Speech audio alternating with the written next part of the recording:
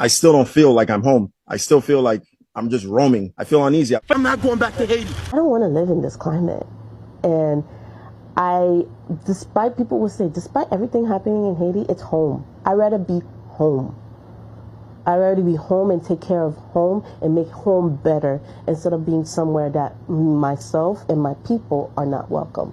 That is just one of the reasons Rebecca Antoine has decided it's time to go. I had to reflect last year, and I'm like, okay, Port-au-Prince is not getting better anytime soon, but I want to go back. Girl, this the kitchen right here where people cook. You probably can't see it good. It's the kitchen, girl. And girl, let me show you the bathroom.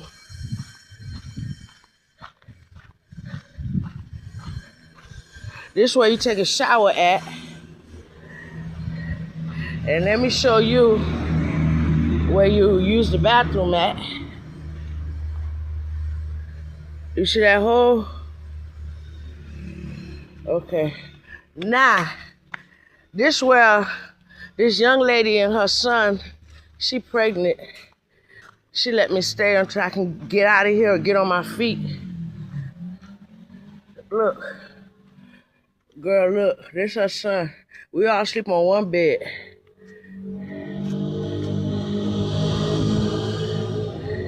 Life is hard up here, girl. This shit is crazy.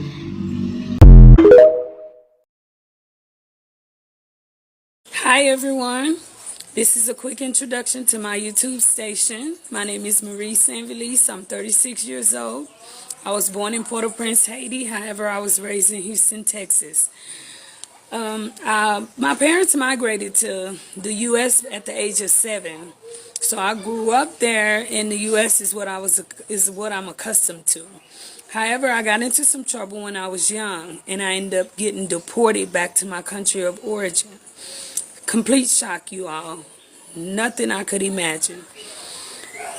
So I decided to start this YouTube station to give people an insight onto what life in Haiti is about. The good, the bad, and the ugly of life in Haiti. Most of all, my station, I wanted to inspire people for you to be thankful for what you have. Because a lot of times we take for granted what we have, like I did, until it's gone and we no longer have it. I want to be the girl that when you tune into, that helps you remain grateful on a daily. And hopefully I can inspire others that are in my situation to be strong and keep pushing. Please like, share, and subscribe to my station. I look forward to getting to know y'all. I look forward to, sharing information. Please contact me. If you have questions, whatever you have about me or my life in Haiti, the videos, please like, share, and subscribe. Now at 11, we are on the ground in Haiti tonight, just hours after the Trump administration announced it's ending TPS for Haitians. Those living in the U.S. and right here in South Florida now face deportation. Good evening. I'm Lauren Pastrana. Elliot Rodriguez has the night off. We are the only South Florida news station with a reporter in Haiti right now. CBS News Miami's Tanya Francois joins us from Cap Haitian with the exclusive reaction. Here in Cap Haitian, the news of TPS ending and the hundreds of thousands of people returning back here spread very quickly. It seems to be the only thing people have been talking about. You are looking at the market area of downtown Cap Haitian from... Look at that nonsense, bro. That looks insane. It looks... Look. I'm not one for trying to diss other people's cultures. That's not what we're doing here. What I am saying is we don't want that in America. There's a guy, and I'm going to do a couple review videos of it tomorrow. There's a guy that's over in like Paris, London, and different places, Rome, and all of that type of stuff. And they're showing the influx of illegal migrants that are taking over some of the most touristy spots. And they're smoking crack on the street. And they're getting angry over in Italy. And they're getting mad at people that are Italian that then come over and say that you can't do that, and they just absolutely destroying it. And they're turning places inside of those spaces into the country that they came from. They take their ways and they come over here to the United States of America. They go to Italy, they go to London, they go to Rome, they go all these places that allow for them to come in there, or if they decide to sneak in there illegally, and then they turn it into their home. That is crazy, bro. It's insane. And they don't assimilate. They're not trying to be like us. They are trying to turn this place into what they know, because they're not even trying to learn the language. They're not trying to evolve. They're not trying to do none of that. It's insane, man. This afternoon, the streets are packed with people trying to shop and go about their day. Already moving through traffic was very difficult. The roads at times heavily congested. The people who live here say they've seen the population sharply increase because of people escaping gang violence in Port-au-Prince. Now, the thought of even more people coming here has one Haitian man very worried. We gotta deal with that gang situation and, humanitarian situation. All those people need food and stuff like that. We don't have that. We don't have health care, all that. And we're gonna receive all those people. So they don't even want their own people over there, and they expecting for us to want their people over here. They don't even want them in another city that's over there. And we supposed to be like, oh yeah, we love it over here. Idris Michelin moved to South Florida when he was just 3 years old. Now at 32, he's back in Haiti with his American wife. He says he committed a crime and now he's living the consequences. I still don't feel like I'm home. I still feel like I'm just roaming. I feel uneasy. For the past few weeks, Idris Michelin and his wife Yamil have been walking the streets of Haiti, trying to mentally accept that this is now home. I lived in the country 30 years. I never got in trouble, but I made a mistake. My morals became corrupted. Idris was deported after serving 25 months in federal prison and 9 months in ICE custody. He was convicted of getting an illegal PPP loan back in the summer of 2020. He was living in the United States as a permanent resident, graduated from Southridge High School, and went on to Miami-Dade College. He was a licensed realtor and insurance broker. After serving his sentence earlier this month, Michelin was deported to Haiti on a flight with 120 people. Your ankles are getting cut up. Your hands are shackled together. They're telling you, hey, if there's a plane crash, you're going to grab this from here and you're going to put this on your face. How? He says once in Cap Haitian, they were given $100 and released to family. His wife was waiting. There's people that left only 2-3 years ago that are afraid to come here. And she's here. The temporary protective status, or TPS, for more than 330,000 Haitians will end on February 3rd of next year. Without any other immigration protections, some may find themselves, like Idris, back in Haiti. It's very limited here.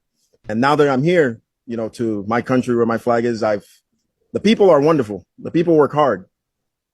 But they're trying to overcome obstacles, and I'm here. For years, many Haitians built new lives in the United States. But after being deported, some say returning to Haiti didn't feel like home. Instead, they described arriving in a country struggling with insecurity, economic hardship, and limited opportunities. Some have openly said, I don't want to live there. Haiti is my home, but I don't feel like I have a future here. Their stories have sparked a larger debate about immigration, deportation, and what happens after someone is sent back. Let's take a closer look. This lady got deported back to Haiti after living in the United States for 42 years. And this is what her living conditions look like. Girl, this the kitchen right here where people cook. You probably can't see it good. This the kitchen, girl. And girl, let me show you the bathroom. This is where you take a shower at. And let me show you where you use the bathroom at. You see that hole? Okay. Now, this where this young lady and her son, she pregnant. She let me stay until I can get out of here and get on my feet. I ain't gonna lie, y'all, I kind of feel bad for her, but I know what y'all thinking, like, okay, well, she didn't do what she needed to do to get her citizenship, blah, blah, blah. But if she been living here since she was 5 years old, she probably had no idea that she was supposed to do anything as far as becoming an actual citizen. I mean, that's a hell of a wake-up call, but I feel like this should also be a wake-up call to anybody who's actually from Haiti or anywhere in the Caribbean or anywhere around the world that looks similar to that, or where there's a good portion of their society that has to live that way. I feel like this should be a wake-up call for them, because this should show you that your people and your country of origin really needs help. It really needs some type of stability. Like she said, it's completely lawless out there. Like she said, she got raped her first week back. She said that there's like no government. People just run rampant. It's like hard to find food. Like there's no jobs. Like this should be a wake up call for people who are actually from Haiti, like, or any country that looks like that, because y'all flee, y'all come, y'all go here, there, and everywhere, but then you leave behind your country of origin.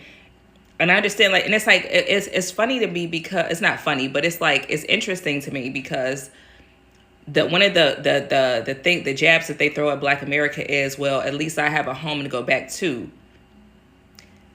But most of the people who say that, home looks just like what she showed us.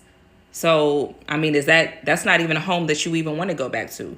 And I'm not saying that to be a bitch, but what I am saying is that it's going to take a lot of like strategic planning in order to get that country back on its feet, or to get it to be basically habitable at all. They need to flatten out everything there needs to just be flattened out, and they need to start from scratch.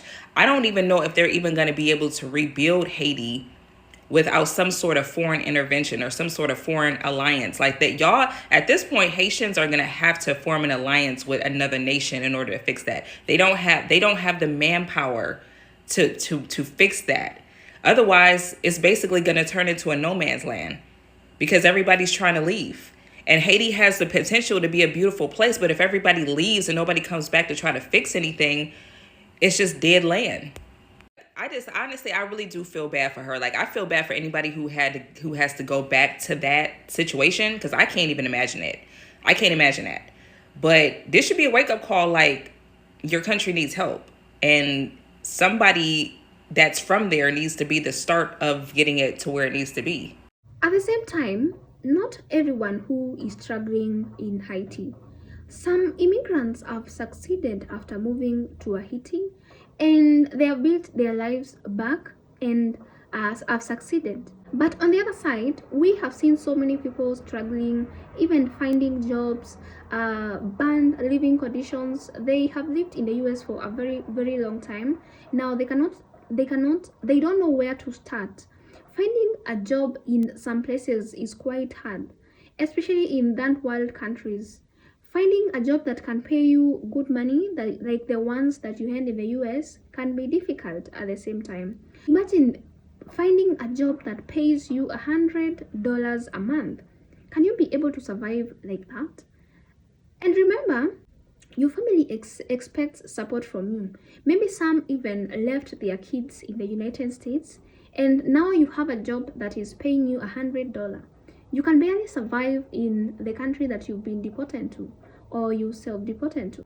For many deportees, the biggest shock isn't simply landing in Haiti. It is realizing how much the country has changed.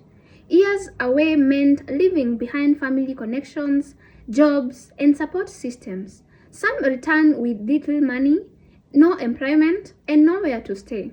Others say they struggle to adapt after spending most of their lives in the United States. Many describe feeling like strangers in the country where they were born.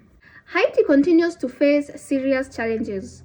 Political instability, economic difficulties, and insecurity have affected daily life for many residents. Finding stable work is difficult. Basic services can be unreliable in some areas. For deportees trying to start over, these obstacles can make rebuilding their lives extremely challenging. Some have shared emotional videos saying they never expected life after deportation to be this difficult. Others say they worry about their future every single day. Supporters of stricter immigration enforcement argue that countries have the right to enforce their immigration laws. They believe deportation is part of that process.